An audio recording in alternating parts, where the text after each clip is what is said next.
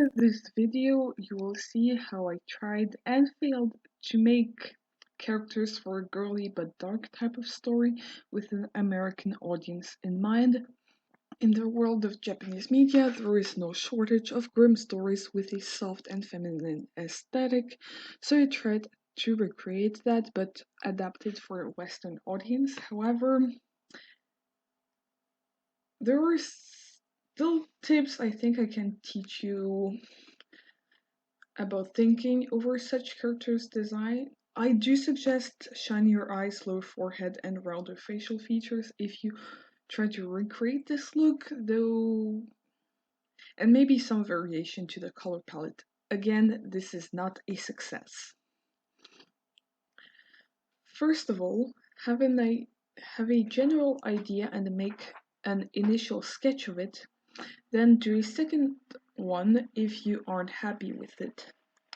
I have chosen here a more urban fantasy setting type and a more generic type of character, probably a main protagonist.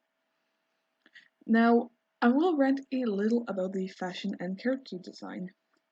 The main idea is a good boy or good girl type of character that is fairly generic, so I kept that in mind several things: the overall modest appearance, refraining from showing skin, and giving them a dress shirt to wear. To firmly root these characters as Americans or Canadians, I chose two main things.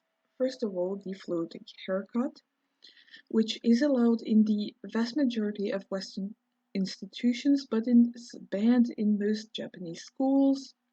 Secondly, the blue jeans are a staple of American everyday wear, and thus I had to include them.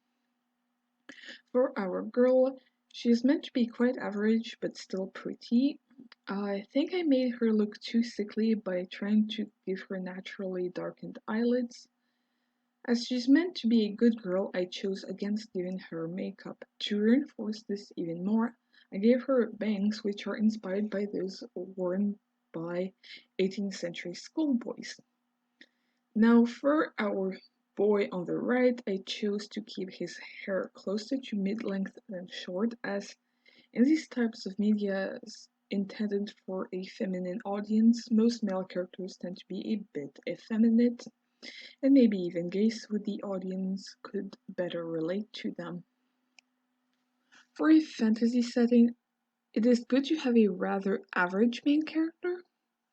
However, this does not mean that they are meant to be a blank slate.